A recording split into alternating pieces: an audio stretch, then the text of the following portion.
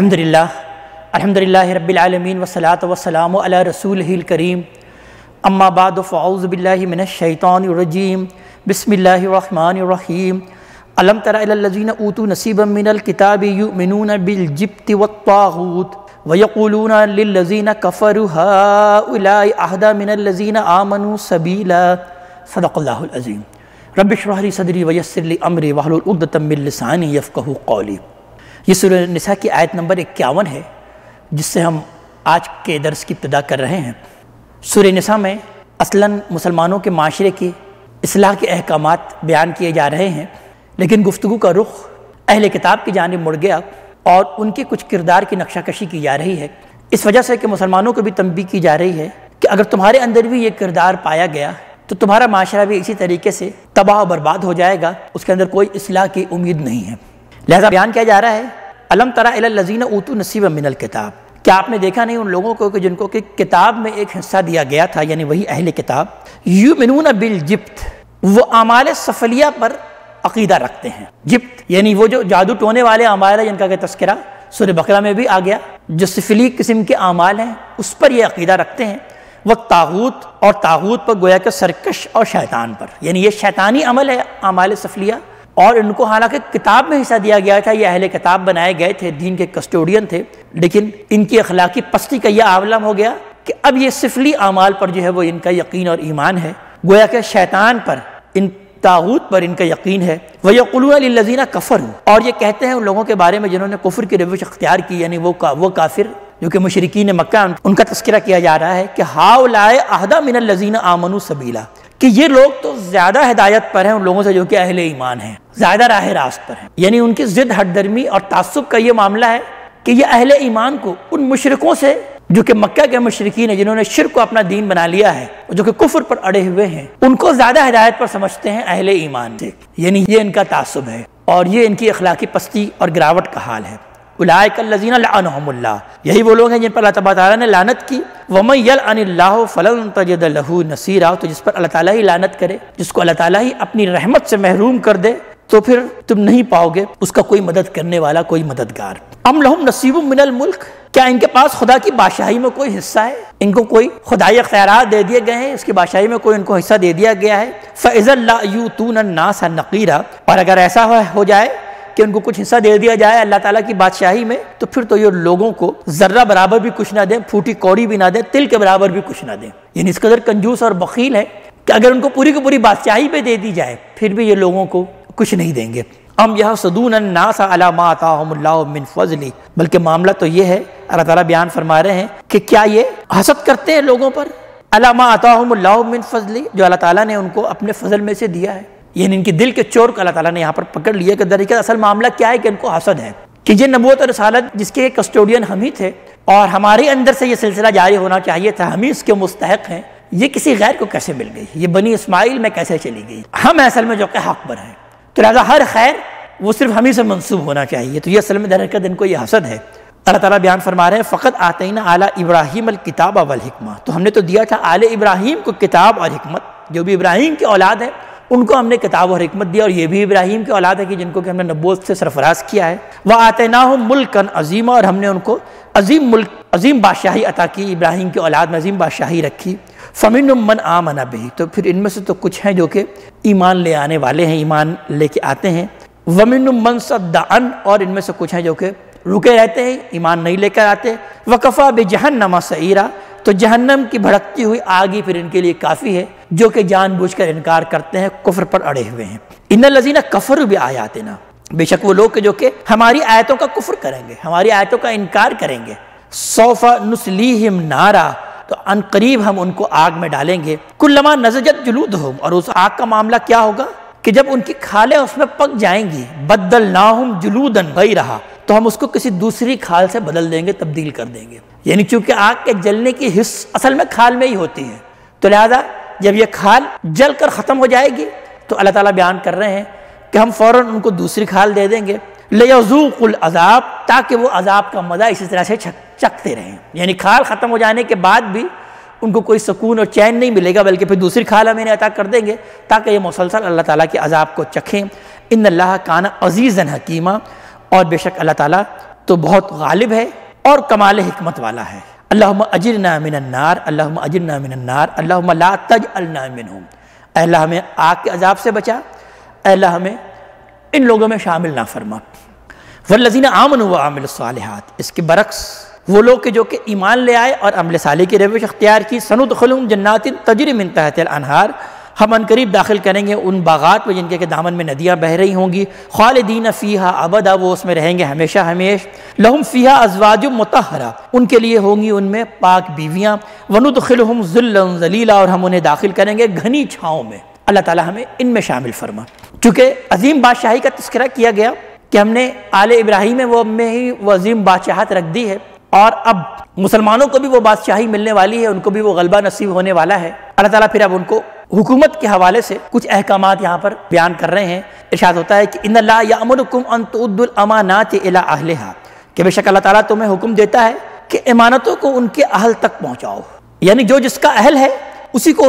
اس منصب پر فائز کرو اور اس کے اہل تک ہی پہنچاؤ۔ یہ جو منصب ہے جو کہ تم کو حکومت میں اور اقتدار میں دیا جائے گا، اس کے اندر اس بات کا خیال رکھو کہ کون کمپیٹنٹ ہے، کون اس کا اہل ہے، اس کو اس کے منصب کو دیا جائے۔ یعنی اس میں تو عمومی حکم بھی ہے کہ تم امانت کا خاص پاس رکھو، جو تم کو امانت رکھوائی جائے اس میں خیانت مت کرو۔ اور ایک بہت بڑی امانت یہ ہے کہ جب تم کو ایک ریاست اور سلطنت اب دی جانے والی ہے، یعنی اب تم کو وہ عظیم بادشاہی دی جانے والی ہے جو ہم نے تمہارے لیے لکھ رکھی ہے، تو اب اس میں جو بھی امانتیں ہیں اس کا خاص خیال رکھو، اور وہ جو اس کی اہلیت رکھتے ہیں، جو ڈیزرو کرتے ہیں، انہی کو ہی جو ہے یہ امانتیں دی جائیں، انہی کو منصب دیا جائے۔ وَإِذَا حَكَمْتُمْ بَيْنَ النَّاسِ، اور جب تم لوگوں کے درمیان فیصلہ کرو، أَن تَحْكُمُوا بِالْعَدْلِ، تو پھر تم فیصلہ کرو عدل کے ساتھ، انصاف کے ساتھ۔ یعنی اب یہ عدلیہ کا تذکرہ کیا جا رہا ہے، یعنی سب سے پہلی بات تو یہ بیان کیا جائے کہ جو بھی منصب اور پوسٹ ہے وہ اہل لوگوں کو دیا جائے۔ اس کے بعد پھر عدلیہ کا کیا معاملہ ہو کہ جب تم لوگوں کے درمیان فیصلہ کرو تو فیصلہ بالکل عدل کے ساتھ اور انصاف کے ساتھ ہونا چاہیے۔ ان اللہ نعم ما یعظکم بہ، بے شک اللہ تعالیٰ اس کے ذریعے سے تمہیں نصیحت کر رہا ہے، تمہیں واعظ کر رہا ہے، یعنی یہ اللہ تعالیٰ کی بہترین اور اچھی نصیحت ہے۔ اللہ تعالیٰ اس سے تم کو ایک اچھی نصیحت کر رہا ہے۔ ان اللہ کان سمیعا بصیرا، اور بے شک اللہ تعالیٰ تو بہت سننے والا ہے اور وہ دیکھنے والا ہے۔ یا ایھا الذین آمنوا اطیعوا اللہ واطیعوا الرسول، اے وہ لوگ جو ایمان لائے ہو، اطاعت کرو اللہ کی اور اطاعت کرو رسول کی۔ یعنی اب یہ تمہارا معاشرہ، تمہاری حکومت، تمہاری سلطنت، اس کا مرکز و محور اللہ اور اس کے رسول کی اطاعت پر مبنی ہونی چاہیے۔ اس کے اندر جو بھی قانون سازی کی جائے گی وہ اللہ اور اس کے رسول کے احکامات کے مطابق ہونی چاہیے، اس کے دائرے سے باہر جو ہے وہ کوئی قانون سازی نہیں کی جائے گی۔ تو لہذا بیان کیا جا رہا ہے کہ اطاعت کرو اللہ کی اور اطاعت کرو رسول کی، وَأُولِي الْأَمْرِ مِنْكُمْ، اور وہ جو کہ تمہارے درمیان اولی الامر ہوں، جو تمہارے حکمران ہوں، جن کو کہ یہ اختیار دیا گیا ہے کہ وہ اب تمہارے حاکم ہیں، تو ان کی اطاعت کرو۔ یعنی اللہ اور اس کی رسول کی اطاعت تو بلا شرط ہے، غیر مشروط ہے، تو لہذا اس کے لیے تو لفظ آیا اطیعوا اللہ واطیعوا الرسول، اطاعت کا لفظ اس کے اندر ساتھ ساتھ آ گیا۔ لیکن اولی الامر کا جب تذکرہ کیا گیا تو اس کے لیے اطاعت کا لفظ نہیں آیا، بلکہ صرف یہ بیان کیا گیا کہ وہ جو تمہارے درمیان اولی الامر ہیں، یعنی گویا کہ ان کی بھی تم پر اطاعت لازم ہے اگر وہ اللہ اور اس کے رسول کی حکم کے خلاف کوئی حکم نہیں دے رہے۔ یعنی ایک نظم حکومت کا اور ایک ریاست کا نظم چل نہیں سکتا جب تک کہ ریاست کے سربراہ اور اس کی حکومت کی اطاعت نہیں کی جائے گی۔ یعنی وہ جو بھی قانون بناتے ہیں اگر وہ اللہ اور اس کے رسول کے قوانین کے خلاف ورزی میں نہیں ہے، اللہ اور اس کے رسول کے احکامات کی اپوزیشن میں نہیں ہے، تو پھر جو بھی وہ قانون بناتے ہیں اس کا بھی پاس رکھنا یہ بھی اللہ تعالیٰ کا تمہارے اوپر حکم ہے، اس کو بھی تمہیں پورا کرنا چاہیے۔ یعنی اولو الامر جو کہ مسلمانوں میں سے ہیں وہ بھی جو حکم دے اس کو بھی تم بجا لاؤ، اور جو بھی وہ قانون بنائے اس کا بھی تم خاص خیال رکھو، یہ بھی اللہ تعالیٰ ہی کے حکموں میں سے ہے اگر وہ کوئی قانون سازی ایسی نہیں کرتے جو کہ اللہ اور اس کے رسول کے خلاف ہو۔ فَإِن تَنَازَعْتُمْ فِي شَيْءٍ، پھر اگر تمہیں جھگڑا ہو جائے، تم کسی تنازع میں پڑ جاؤ کسی بھی معاملے میں، فَرُدُّوهُ إِلَى اللَّهِ وَالرَّسُولِ، تو پھر اس کو لوٹا دو اللہ اور اس کے رسول کی جانب۔ یعنی اس وقت تو اللہ کا رسول موجود ہے تو لہٰذا اس کو اللہ کے رسول کی جانب اس کو لوٹا دو اگر کسی معاملے میں کوئی تنازع ہو جائے۔ اب اللہ کا رسول تو موجود نہیں ہے لیکن اللہ تعالیٰ کی کتاب موجود ہے اور رسول کے ارشادات ہمارے پاس موجود ہیں، اس کی سنت ہمارے پاس موجود ہے، تو لہٰذا اگر کسی معاملے میں تمہارا جھگڑا ہو جائے کہ یہ حکم اللہ اور اس کی رسول کی حکم کی خلاف ورزی ہے تو اس کا فیصلہ اللہ کی کتاب اور اس کی سنت کے مطابق کرو۔ ان کنتم تؤمنون باللہ والیوم الآخر، اگر تم واقعی اللہ پر اور یوم آخرت پر ایمان رکھتے ہو، ذالک خیر واحسن تاویلا، یہی تمہارے لیے بہتر بھی ہے اور انجام کار کے اعتبار سے بھی یہی سب سے اچھا ہے۔ الم تر الی الذین یزعمون انہم آمنوا بما انزل الیک وما انزل من قبلک، اب آگے تذکرہ کیا جا رہا ہے منافقین کا کہ کیا آپ نے دیکھا نہیں ان لوگوں کو کہ جو کہ دعویٰ تو یہ کرتے ہیں کہ ہم ایمان لے آئے اس پر کہ جو کہ نازل کیا گیا ہے اے نبی آپ پر، اور وما انزل من قبلک، اور اس پر بھی ہم ایمان لے کر آئے جو آپ سے پہلے نازل کیا گیا. یعنی جیسا کہ سورہ بقرہ کے شروع میں بیان کیا گیا کہ اہل ایمان کون ہیں، والذین یؤمنون بما انزل الیک وما انزل من قبلک. اہل ایمان کی صفت بیان کی گئی کہ یہ وہ لوگ ہیں جو کہ ایمان رکھتے ہیں اس پر جو کہ نازل کیا گیا آپ پر، اور اس پر بھی ایمان رکھتے ہیں کہ جو کہ آپ سے پہلے نازل کیا گیا. تو یہ منافقین کا معاملہ یہ ہے کہ یہ زبان سے دعویٰ تو یہ کرتے ہیں کہ ہم بھی اس پر ایمان لے آئے جو کہ آپ پر نازل کیا گیا اور آپ سے پہلے جو نازل کیا گیا اس پر بھی ایمان لاتے ہیں، لیکن یریدون ان یتحاکموا الی الطاغوت، وہ چاہتے ہیں کہ اپنا مقدمہ طاغوت کے پاس لے کے جائیں، اپنا فیصلہ وہ ان یہودیوں سے ہی کرانا چاہتے ہیں. طاغوت سے مراد یہاں پر وہی ان کے سرکش شیطان یہودیوں کے زوما اور یہودیوں کے لیڈر ہیں. یعنی یہ یہودیوں کے پاس جاتے ہیں، وہ ان سے اپنا فیصلہ کراتے ہیں. یہ منافقین مسلمان حکمرانوں کے پاس نہیں آتے. وقد امروا ان یکفروا به، حالانکہ انہیں حکم دیا گیا تھا کہ وہ اس کا انکار کریں، ان کو نہ مانیں، اس کا کفر کریں ان طاغوت کا. وَيُرِيدُ الشَّيْطَانُ أَن يُضِلَّهُمْ ضَلَالًا بَعِيدًا، اور شیطان تو یہ چاہتا ہے کہ انہیں دور کی گمراہی میں ڈال دے، ان کو دور کی گمراہی میں بھٹکا دے. وَإِذَا قِيلَ لَهُمْ تَعَالَوْا إِلَىٰ مَا أَنزَلَ اللَّهُ وَإِلَى الرَّسُولِ، اور جب ان سے کہا جاتا ہے کہ بھائی آؤ اس چیز کی جانب جو کہ نازل کیا ہے اللہ نے، وَإِلَى الرَّسُولِ، اور رسول کی جانب آؤ، یعنی قرآن کی طرف آؤ، قرآن کی طرف پلٹو اور اللہ تعالیٰ کے رسول کی طرف آؤ. رأیت المنافقین یصدون عنک صدودا، تو آپ دیکھیں گے ان منافقین کو کہ وہ رک کر آپ سے ہٹتے ہیں اور پہلو تہی کرتے ہیں، یعنی وہ آپ کے پاس نہیں آتے اور آپ سے پہلو تہی کرتے ہیں. فکیف اذا اصابتهم مصیبۃ، پھر کیا معاملہ ہوگا، کیسی ندامت ہوگی وہ اس وقت جب انہیں کوئی مصیبت پہنچے، بما قدمت ایدیہم، ان کے اپنے ہاتھوں کی کمائی کی وجہ سے. ثم جاؤک یحلفون باللہ، اور پھر وہ آپ کے پاس آئیں اللہ کی قسم کھاتے ہوئے،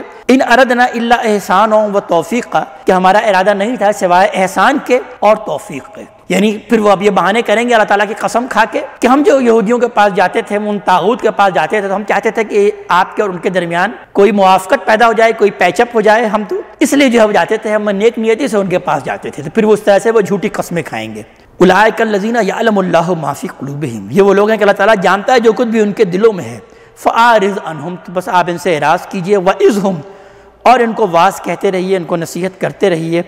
وقل لہم فی انفسہم قولا بلیغا، اور ان کے حق میں بلیغ بات اور اثر کرنے والی بات ان کو کہتے رہیے. یعنی اب یہ بات کو مان کر نہیں دیں گے، تو لہذا بیان کیا جا رہا ہے کہ آپ ان سے اب تغافل کیجئے، لیکن یہ ہے کہ ان کو اچھی نصیحتیں اور اثر کر دینے والی بات کرتے رہیے. ہو سکتا ہے کہ یہ بھی ایمان کی طرف پلٹ آئیں. وما ارسلنا من رسول الا لیطاع باذن اللہ، اور یہ آپ کی حیثیت کو نہیں پہچانتے، آپ کو رسول ماننے سے یہ انکار کر رہے ہیں، دل سے نہیں مانتے کہ آپ اللہ تعالیٰ کے رسول ہیں. لہذا اللہ تعالیٰ بیان فرما رہے ہیں کہ اور ہم نے نہیں بھیجا کوئی بھی رسول الا لیطاع باذن اللہ، مگر یہ کہ اس کی اطاعت کی جائے اللہ تعالیٰ کے حکم سے. یعنی رسول صرف پیغام پہنچانے کے لیے نہیں آتا، بلکہ اس لیے آتا ہے کہ اس کی اطاعت کی جائے، اس کا کہنا مانا جائے. وَلَوْ أَنَّهُمْ إِذْ ظَلَمُوا أَنفُسَهُمْ جَاءُوكَ فَاسْتَغْفَرُوا اللَّهَ، اور یہ لوگ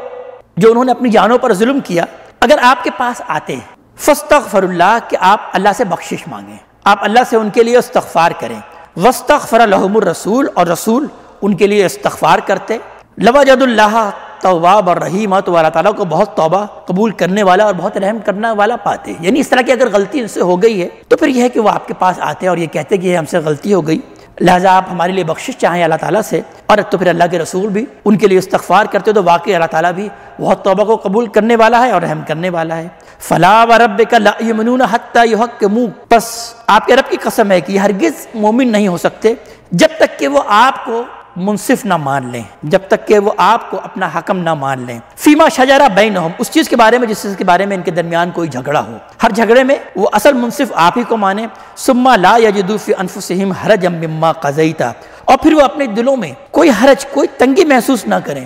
جو بھی آپ فیصلہ کریں. یعنی آپ ان کے بارے میں اب جو بھی فیصلہ کریں پھر ان کے دلوں میں اب کوئی تنگی، کوئی حرج نہیں ہونی چاہیے. وَيُسَلِّمُوا تسلیما، اور پھر وہ اس کو پوری طرح خوشی کے ساتھ وہ تسلیم کریں. وَلَوْ أَنَّا كَتَبْنَا عَلَيْهِمْ أَنِ اقْتُلُوا أَنفُسَكُمْ أَوِ اخْرُجُوا مِنْ دِيَارِكُمْ، اور اگر ہم ان پر یہ لکھ دیتے، ان پر یہ فرض کر دیتے کہ قتل کرو اپنے آپ کو. یعنی ان کی روش تو ایسے ہی تھی جیسے کہ ان بنی اسرائیل کی تھی، وہ موسیٰ علیہ السلام کے ساتھیوں کی تھی. کہ جن پر یہ حکم آیا اللہ تعالیٰ کا کہ یہ اب اپنے آپ کو قتل کریں، تو ان پر بھی ہم یہی حکم لگا سکتے تھے. تو اللہ تعالیٰ اس بات کو بیان کر رہے ہیں کہ اگر ہم ان پر یہ لکھ دیتے کہ قتل کرو اپنے آپ کو، یا یہ ہے کہ اپنے گھروں سے نکل جاؤ، ما فعلوہ الا قلیلا منہم، تو وہ ایسا نہیں کرتے مگر یہ کہ سوائے ان میں سے تھوڑے کے. وَلَوْ أَنَّهُمْ فَعَلُوا مَا يُؤْذُونَ بِهِ، اور اگر یہ لوگ وہ کریں جس کی کہ ان کو نصیحت کی جا رہی ہے، جس کا کہ ان کو واعظ کیا جا رہا ہے، لَكَانَ خَيْرًا لَهُمْ وَأَشَدَّ تَثْبِيتًا، تو یہ ان کے لیے بہت بہتر ہوتا، اور یہ ان کو ثابت قدم رکھنے کے اعتبار سے بھی، ان کے قدم کو جمانے کے اعتبار سے بھی یہی بہت بہتر ہوتا. وَإِذًا لَآتَيْنَاهُم مِّن لَّدُنَّا أَجْرًا عَظِيمًا، اور ایسی صورت میں تو ہم ان کو اپنے پاس سے بہت بڑا اجر عطا کرتے.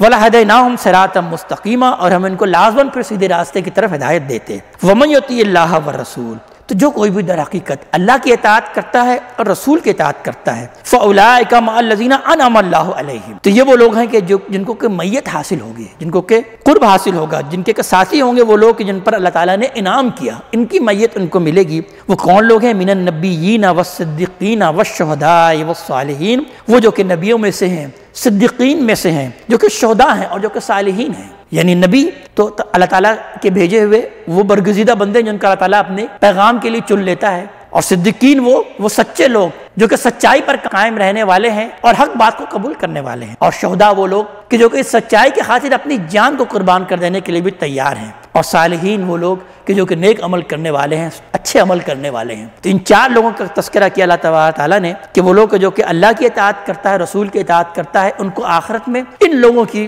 میت نصیب ہوگی. وَحَسُنَ أُولَٰئِكَ رَفِيقًا، اور کیا ہی یہ اچھے ساتھی ہیں، کیا ہی یہ اچھے لوگ ہیں. ذَلِكَ فَضْلُ مِنَ اللَّهِ، یہ اللہ تعالیٰ کی طرف سے فضل ہے. وَكَفَىٰ بِاللَّهِ عَلِيمًا، اور اللہ تعالیٰ تو علم کے اعتبار سے بہت کافی ہے، وہ جاننے کے اعتبار سے اللہ تعالیٰ خود ہی کافی ہے، اللہ تعالیٰ خود ہی سب کچھ جاننے والا ہے. اب یہاں سے مسلمانوں کو قتال کا اور جنگ کا حکم دیا جا رہا ہے کہ اب مظلوموں کی مدد کے لیے نکلو. یعنی اب تمہیں ایک حکومت حاصل ہو چکی ہے مدینے میں، تمہاری ایک ریاست اور ایک حکومت تمہیں مل چکی ہے، اور اگر کہیں پر ظلم ہو رہا ہے تو پھر مسلمانوں کو اب یہ حکم ہے کہ اگر ان کی کہیں حکومت ہے تو پھر وہ مظلوموں کی مدد کے لیے نکلے اور اس ظلم کا خاتمہ کریں. تو لہٰذا اس کا تذکرہ کیا جا رہا ہے کہ اے وہ لوگ جو ایمان لائے، یا ایھا الذین آمنوا خذوا حذرکم فانفروا ثبات او انفروا جمیعا، اے وہ لوگ جو ایمان لائے ہو اپنے ہتھیار اٹھا لو، اپنے بچاؤ کے سامان کو لے لو اور نکلو، خواہ جدا جدا نکلو اور خواہ سب مل کر نکلو. یعنی موقع کی مناسبت کے ساتھ جیسا موقع ہو تم جاؤ تو ٹکڑیوں میں الگ الگ نکلو اللہ تعالیٰ کی راہ میں، اور یا یہ ہے کہ سب مل کر نکلو. وَإِنَّ مِنْكُمْ لَمَن لَيُبَطِّئَنَّ، اور تم میں سے کچھ ایسے بھی ہیں جو کہ ڈھیلے پڑ جاتے ہیں، جو کہ ڈیلے ٹیکٹکس اختیار کرتے ہیں، وہ ذرا تاخیری حربہ اختیار کریں گے، وہ نکلنے کے بارے میں کچھ بہانے کریں گے، ہیلے اختیار کریں گے. فَإِنْ أَصَابَتْكُمْ مُصِیبَةٌ، اور پھر اگر تمہیں کوئی مصیبت پہنچ جائے، یعنی تم جنگ کی راہ میں نکلو اور وہاں پر تمہیں کوئی مصیبت کا معاملہ ہو جائے، کوئی غزن پہنچے، قَالَ قَدْ أَنْعَمَ اللَّهُ عَلَيَّ، تو پھر وہ کہتے ہیں کہ اللہ تعالیٰ کا ہم پر بڑا انعام ہوا. إِذْ لَمْ أَكُنْ مَعَهُمْ شَهِيدًا، کہ میں ان کے ساتھ موجود نہیں تھا. یعنی یہ بڑا اچھا ہوا، میرے پاس بڑا اچھا عذر آ گیا کہ میں اس جنگ میں نہیں نکل سکا، مسلمانوں کے ساتھ یہ مصیبت آ گئی ہے، تو یہ بڑا اچھا ہوا کہ میں ان کے ساتھ موجود نہیں تھا. اور وَلَئِنْ أَصَابَكُمْ فَضْلٌ مِّنَ اللَّهِ، اور اگر تم کو کوئی اللہ تعالیٰ کی طرف سے فضل پہنچ جائے، یعنی کسی جنگ میں تم کو جو فتح نصیب ہو جائے، مال غنیمت مل جائے، تو پھر وہ یہ کیا کہتے ہیں، لَيَقُولَنَّ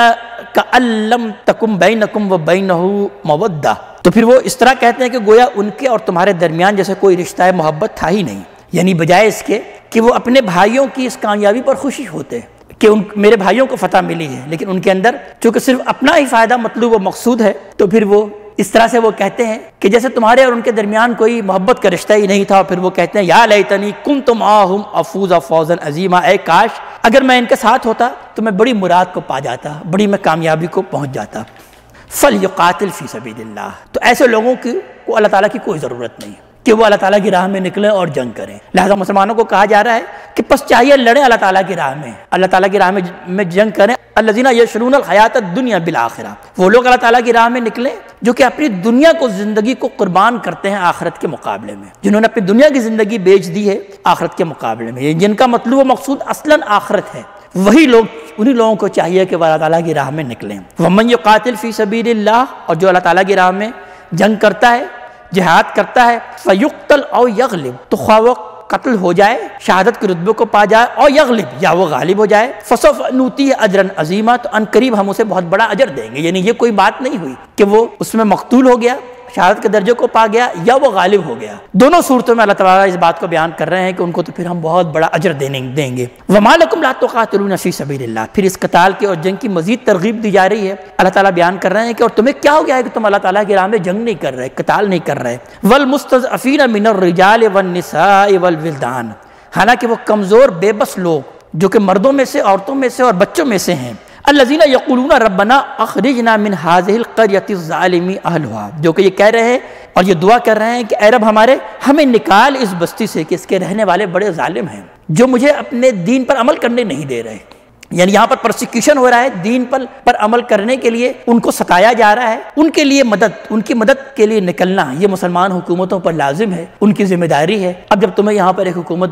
قائم ہو چکی ہے تمہاری، تو مسلمانوں کا بھی ترغیب دی جا رہی ہے کہ تم ان کی مدد کے لیے نکلو۔ تمہیں کیا ہو گیا ہے کہ تم ایسے لوگوں کی مدد کے لیے نہیں نکل رہے کہ جو کہ دبائے ہوئے، جو کہ کمزور اور بے بس جو لوگ ہیں، خواہ وہ مردوں میں سے ہوں، عورتوں میں سے ہوں، بچوں میں سے ہوں، جو کہ اللہ تعالیٰ سے یہ دعا کر رہے ہیں کہ اے رب ہمارے ہمیں اس بستی سے نکال، اس بستی کے رہنے والے ظالم ہیں۔ وَاجْعَل لَنَا مِن لَّدُنْكَ وَلِيًّا، اور ہمارے لیے ہمارے پاس سے حمایتی اور مدد کرنے والا بنا۔ وَاجْعَل لَنَا مِن لَّدُنْكَ نَصِيرًا، اور ہمارے لیے اپنے پاس سے نصیر اور مدد کرنے والا عطا فرما۔ الذین آمنوا یقاتلون فی سبیل اللہ، وہ لوگ جو کہ ایمان لاتے ہیں، ایمان والے ہیں، وہ تو جنگ کرتے ہیں، لڑتے ہیں اللہ تعالیٰ کی راہ میں۔ اور والذین کفروا، لیکن اس کے برعکس وہ لوگ جو کہ کفر کرتے ہیں، یقاتلون فی سبیل الطاغوت، وہ جنگ کرتے ہیں طاغوت کی راہ میں، وہ سرکشی کی راہ میں۔ وہ سرکش یہود کا تذکرہ کیا جا رہا ہے کہ وہ ان سرکش یہود کی طرف سے وہ لڑتے ہیں۔ فقاتلوا اولیاء الشیطان، تو مسلمانوں کو حکم دیا جا رہا ہے کہ تم تو لڑو، تم جنگ کرو ان شیطان کے ساتھیوں سے، ان شیطان کے دوستوں سے، ان طاغوت سے تم مقابلہ کرو۔ ان کید الشیطان کان ضعیفا، بے شک شیطان کی جو چال ہے وہ بہت بودی ہے، بہت کمزور ہے۔ الم تر الذین قیل لہم، کیا آپ نے دیکھا نہیں ان لوگوں کو کہ جب ان سے یہ کہا گیا کہ کفوا ایدیکم، کہ اپنے ہاتھ کو روکے رکھو، واقیموا الصلاۃ وآتوا الزکاۃ، اور نماز کو قائم کرو اور زکوٰۃ کو ادا کرو۔ یعنی ابھی جنگ کا وقت نہیں آیا، یعنی انہی منافقین کا تذکرہ کیا جا رہا ہے کہ یہ منافقین نبی کریم صلی اللہ علیہ وسلم کے پاس آتے تھے اور کہتے تھے کہ ہمیں اللہ تعالیٰ کی راہ میں جنگ کرنی چاہیے، ہمیں نکلنا چاہیے، مسلمانوں کو ستایا جا رہا ہے، ان کو ایذا اور تکلیف پہنچائی جا رہی ہے، ہم جنگ کرنا چاہتے ہیں۔ لیکن اس وقت کیا معاملہ تھا کہ اس وقت اللہ تعالیٰ کہہ رہے تھے کہ نہیں، ابھی تم اپنے ہاتھ کو روکے رکھو، ابھی ہم اس پوزیشن میں نہیں ہے کہ جنگ کر سکیں۔ تو لہٰذا اس کے بارے میں تذکرہ کیا جا رہا ہے کہ آپ نے ان لوگوں کو نہیں دیکھا کہ جب ان سے یہ کہا جاتا ہے کہ اپنے ہاتھ کو ابھی روکے رکھو اور نماز کو قائم کرو اور زکوٰۃ ادا کرو۔ اس وقت اصل میں تمہارا اصل جہاد کیا ہے کہ تم نماز پڑھو، اللہ تعالیٰ کی بندگی کرو اور زکوٰۃ ادا کرو۔ تو یہ نماز اور زکوٰۃ یہ ان پر بہت بھاری لگتی تھی اور کہتے تھے ہم تو اللہ تعالیٰ کی راہ میں جنگ کریں گے، نماز اور زکوٰۃ کو ادا کرنے کے لیے تیار نہیں تھے۔ لیکن فلما کتب علیہم القتال، جب ان پر جنگ فرض کر دی گئی، اذا فریق منہم یخشون الناس کخشیۃ اللہ، تو ان میں سے ایک گروہ ایسا ہے جو کہ اب لوگوں سے ایسے ڈرتا ہے جیسے اللہ تعالیٰ سے ڈرنا چاہیے۔ یعنی اب ان کو لوگوں کا خوف ہو گیا، اب جب جنگ فرض کر دی گئی تو اب ان کو پتہ چل گیا کہ جب انہوں نے اپنے موت کو اپنی آنکھوں کے سامنے سے دیکھ لیا تو اب لوگوں کا ڈر اور لوگوں کا خوف ان پر طاری ہو گیا۔ تو اللہ تعالیٰ بیان فرما رہے ہیں کہ اب وہ لوگوں سے ایسے ڈرنے لگے جیسے کہ اللہ تعالیٰ سے ڈرنا چاہیے تھا، او اشد خشیہ، بلکہ اس سے بھی زیادہ اللہ تعالیٰ سے ان کو ڈرنا چاہیے تھا۔ وقالوا ربنا لما كتبت علينا القتال، اور ان کا کہنا یہ ہے، وہ کہتے ہیں یہ ہے کہ اے رب ہمارے، تو نے ہم پر قتال، ہم پر یہ جہاد کیوں فرض کر دیا؟ لولا اخرتنا الى اجل قریب، تو نے ایک مدت تک کے لیے مجھے مہلت کیوں نہیں دی؟ یعنی یہ ذرا بعد میں فرض ہوتا،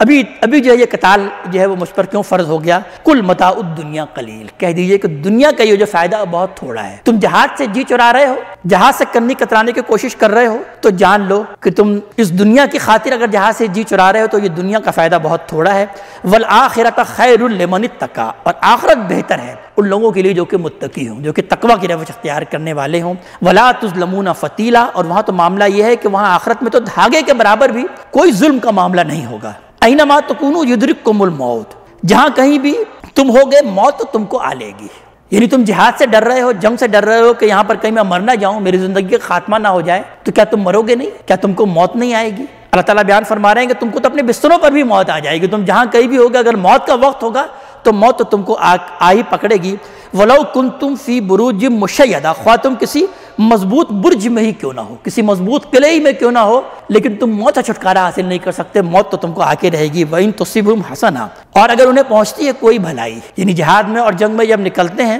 اور ان کو کوئی بھلائی اور خیر پہنچتی ہے، يَقُولُوا هَٰذِهِ مِنْ عِنْدِ اللَّهِ، تو یہ کہتے ہیں یہ سب اللہ تعالیٰ ہی کے پاس سے ہے، یعنی یہ اللہ کی طرف سے ہمیں ملی ہے۔ وَإِن تُصِبْهُمْ سَيِّئَةٌ، اور اگر ان پر پہنچتی ہے کوئی برائی تو یقولوا ھذہ من عندک، تو پھر یہ کہتے ہیں کہ یہ آپ کی طرف سے ہے، یعنی پھر نبی کریم صلی اللہ علیہ وسلم پر الزام لگا دیتے ہیں کہ یہ آپ کی غلط پلاننگ کی وجہ سے یہ مصیبت اور یہ پریشانی ہم میں ہوئی ہے۔ قل کل من عند اللہ، نبی کریم صلی اللہ علیہ وسلم کو اللہ تعالیٰ کہہ رہے ہیں کہ آپ کہہ دیجئے کہ سب کے سب اللہ تعالیٰ کی طرف سے ہیں، جو بھی نیکی تم پر پہنچتی ہے، جو بھی تم پر خیر پہنچتا ہے، جو بھی تم پر بھلائی پہنچتی ہے، وہ بھی اللہ تعالیٰ کی طرف سے ہے، اور جو بھی تم پر برائی پہنچتی ہے وہ سب اللہ تعالیٰ کی طرف سے تمہارے لیے آزمائش ہے۔ فما لہؤلاء القوم لا یکادون یفقہون حدیثا، تو کیا ہو گیا ہے اس قوم کو، کیا ہو گیا ہے ان لوگوں کو کہ وہ اتنی سی بات بھی نہیں سمجھتے کہ ہر پڑھنے والی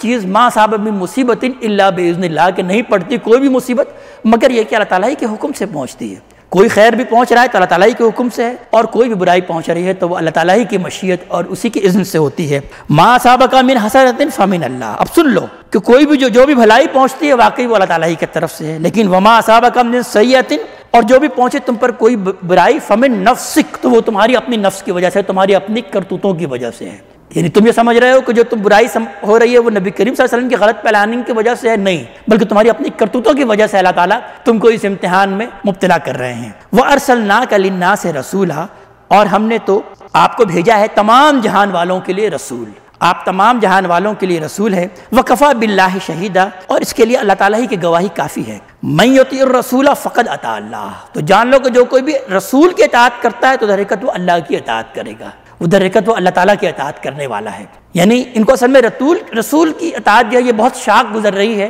انہی سے ان کو اصل میں بغض ہے اور عداوت ہے، تو جان لو کہ رسول کی اطاعت در حقیقت کیا ہے، یہ اللہ کی اطاعت ہے۔ وَمَن تَوَلَّىٰ فَمَا أَرْسَلْنَاكَ عَلَيْهِمْ حَفِيظًا، اور جو کوئی بھی روگردانی کی روش اختیار کرتا ہے تو ہم نے آپ کو ان پر کوئی نگہبان، کوئی دروغہ بنا کر نہیں بھیجا۔ اگر یہ نہیں مانتے تو پھر یہ دفع ہو، آپ ان پر کوئی دروغہ نہیں ہے، آپ ان پر کوئی نگہبان نہیں ہے، آپ سے ان کے بارے میں نہیں پوچھا جائے گا۔ وَيَقُولُونَ طَاعَةً، اور یہ کہتے ہیں کہ ہم نے اطاعت قبول کر لی، ہم نے مان لیا۔ فَإِذَا بَرَزُوا مِنْ عِنْدِكَ بَيَّتَ طَائِفَةٌ مِّنْهُمْ غَيْرَ الَّذِي تَقُولُ، اور پھر جب یہ باہر جاتے ہیں آپ سے، یعنی آپ کے سامنے، آپ کے منہ کے پاس، تو یہ کہتے ہیں کہ ہم نے اطاعت کو قبول کر لی، لیکن جب آپ سے یہ دور ہو کر جاتے ہیں تو ان میں سے ایک گروہ ایسا ہے کہ جو کہ آپس میں مشورے کرتا ہے اس چیز کے خلاف جو یہ کہہ رہے ہیں، یعنی آپ کی اطاعت کے خلاف، آپ کی حکم عدولی کے لیے وہ مشورے کر رہا ہوتا ہے۔ واللہ یکتب ما یبیتون، اللہ تعالیٰ لکھ رہا ہے جو بھی وہ یہ مشورے کرتے ہیں۔ فاعرض عنہم، تو پھر آپ ان سے اعراض کیجئے۔ وتوکل علی اللہ، اور آپ تو اللہ تعالیٰ ہی پر بھروسہ کیجئے۔ وکفیٰ باللہ وکیلا، اور اللہ ہی گواہی کے لیے کافی ہے، اللہ تبارک تعالیٰ ہی کافی ہے بطور گواہ۔ افلا یتدبرون القرآن، تو کیا یہ قرآن پر غور و فکر نہیں کرتے؟ یعنی ان کی نفاق کے اصل سبب کیا ہے؟ نفاق کے اصل وجہ یہ ہے کہ در حقیقت یہ قرآن پر غور و فکر نہیں کرتے۔ جب انہوں نے قرآن کو چھوڑ دیا جو کہ در حقیقت دنیا سے بے رغبتی کی دعوت دیتا ہے اور آخرت میں اچھی زندگی گزارنے کی دعوت دیتا ہے، تو جب یہ اس پر غور و فکر نہیں کرتے قرآن پر، تو اس کے نتیجے میں اصل میں ان کے اندر کیا پیدا ہوا؟ ان کے اندر نفاق پیدا ہوا۔ تو اللہ تعالیٰ یہاں بیان فرما رہے ہیں کہ افلا یتدبرون القرآن، کیا یہ قرآن پر غور و فکر نہیں کرتے؟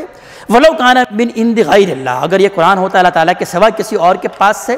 لَوَجَدُوا فِيهِ اخْتِلَافًا كَثِيرًا، تو پھر وہ اس میں بہت اختلاف پاتے، یعنی قرآن کی اس عظمت کو اور قرآن کے اس عجائب کو یہ نہیں دیکھتے کہ یہ اتنا بڑا قرآن ہے لیکن اس کے اندر کوئی بھی دو آیت آپس میں کنٹراڈکشن نہیں ہے، اس میں آپس میں اختلاف نہیں ہے۔ کسی انسان کی لکھی ہوئی کوئی تحریر ہوتی، اس کی اپنی کوئی گفتگو ہوتی، اس کی اپنی کوئی بات ہوتی، تو اس کے اندر آپس میں اختلاف پیدا ہو جاتا ہے، کنٹراڈکشن پیدا ہو جاتا ہے، لیکن قرآن کو یہ نہیں پاتے کہ اس کے اندر کسی طرح کا بھی کوئی اختلاف موجود نہیں، تو یہ قرآن پر غور و فکر نہیں کرتے۔ اگر یہ قرآن پر غور و فکر کریں تو یہ نفاق کے مرض سے دور ہو جائیں۔ اللہ تبارک تعالی ہمیں اپنے کلام کا فہم عطا فرمائے، عمل کی توفیق عطا فرمائے۔ اقول قولی ھذا واستغفر اللہ لی ولکم ولسائر المسلمین والمسلمات۔